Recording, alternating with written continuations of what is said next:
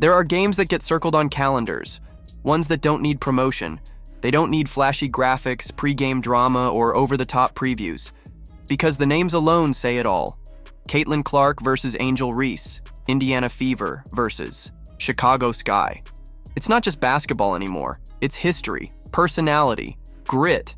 And now, with both stars in the WNBA, the rivalry that once captivated college hoops has exploded into something even bigger. This time, it was more than a game. It was a statement. And for Caitlin Clark and the Indiana Fever, it became a 35-point exclamation mark to open their season. A blowout win that didn't just set the tone for their campaign, but may have changed the entire narrative surrounding the league's most talked-about matchup. From the opening tip, the tempo was obvious. Chicago won the tip and looked poised to control the pace, but Indiana had other plans. A quick mismatch down low allowed Natasha Howard to get early positioning and score, showcasing why the Fever made big moves in the offseason. Angel Reese, ever aggressive and with something to prove, went right at Aaliyah Boston, her former college rival, and finished through contact with a slick Hesse and a powerful drive. It was vintage Angel, intense, physical, unapologetically dominant in the paint. But if Reese came out to show strength, Clark came to silence every question still hovering over her name. Seconds later, Caitlin answered with a logo, three so casual it looked routine. It wasn't. It was a reminder, a warning, that her range isn't a gimmick, it's a weapon. The field house erupted. The Fever didn't just match Chicago's energy, they overwhelmed it.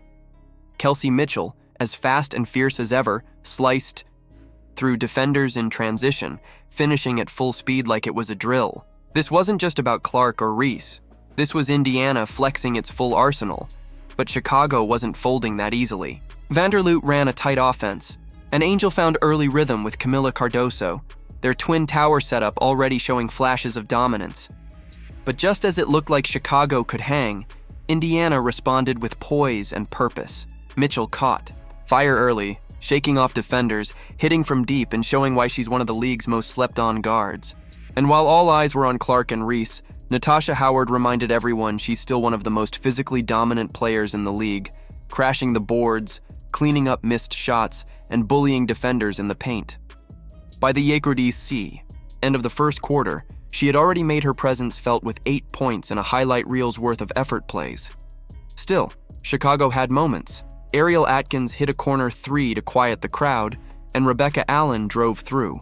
Defenders for a tough bank shot, but Indiana was moving too fast, too fluid. Lexi Hull, the hustle queen, did the dirty work, cleaning up blocked shots, diving for loose balls, grabbing boards in traffic. She and Clark linked up on a fast break sequence that saw Caitlin drop a bounce pass so slick it could have split. Atoms. The energy was electric. The Fever were rolling. Then came something rare. The Fever openly sagged off Angel Reese, giving her the Ben Simmons treatment. But instead of hesitating, Angel pulled up and buried the three. Just her fourth. Career make from downtown, but it felt like a message. One that said, don't sleep on the work she's put in. But that moment of pride was short-lived. Dewana Bonner, 37 years old and still elite, stole the ball from Reese on a cross and took it to coast, finishing a layup Angel had missed. Just moments earlier, then it was Boston's turn to erupt. The two-woman game between her and Clark became a masterclass.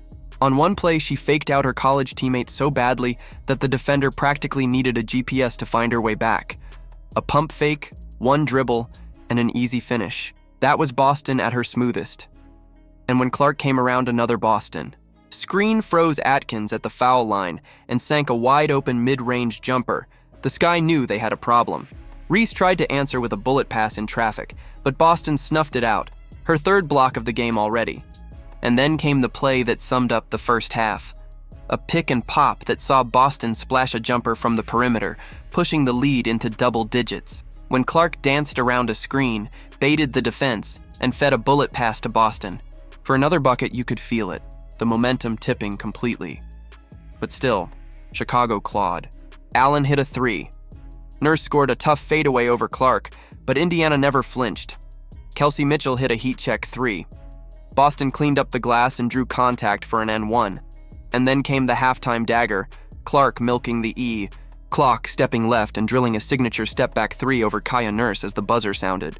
12 points, 4 boards, 3 assists, and 3 blocks at the half for Caitlin. A stat line most players would celebrate at full time, and if the first half was fireworks, the second was an inferno.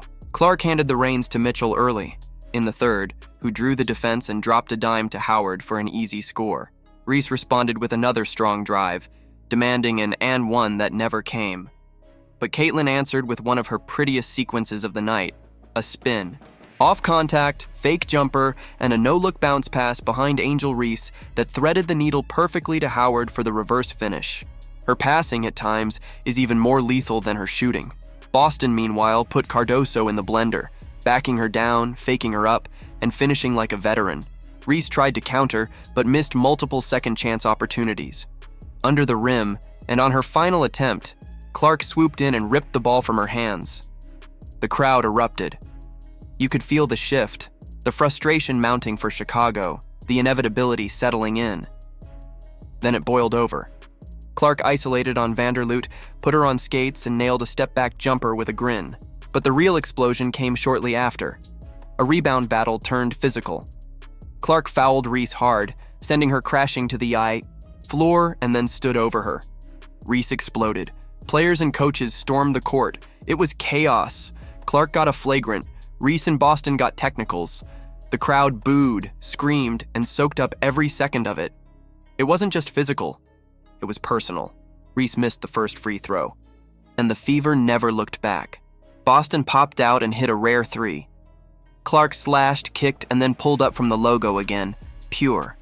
She stripped the ball from Cardoso, launched a fast break pass to Mitchell, and kept stacking her triple-double. Moments later, she dropped another bounce pass to Boston for her 10th assist. Then, in one of her most absurd plays of the night, she casually pulled up from 30-plus feet over Cardoso and hit nothing but net. By the time Clark sat down with 20 points, 10 rebounds, and 10 assists, the scoreboard read like a murder scene. Indiana, up by 35. The game was over, symbolically, mathematically, emotionally, and still the fever kept going. Boston handed out dimes like a point guard. Kelsey Mitchell scored on a backdoor cut. And Bonner added the cherry on top, surpassing Tina Thompson to become third on the WNBA's all-time scoring list. A standing ovation sent her off. History made. Again. Haley Van Lith checked in late and scored her first WNBA bucket. A soft floater in the lane. Something to smile about. But it was Clark who stole the night. From logo threes to hard fouls, precision passing to celebratory grins, she owned every moment. And she didn't just beat her biggest rival. She buried the narrative. Final score, 93-58. Indiana opened their season not just with a win, but a declaration.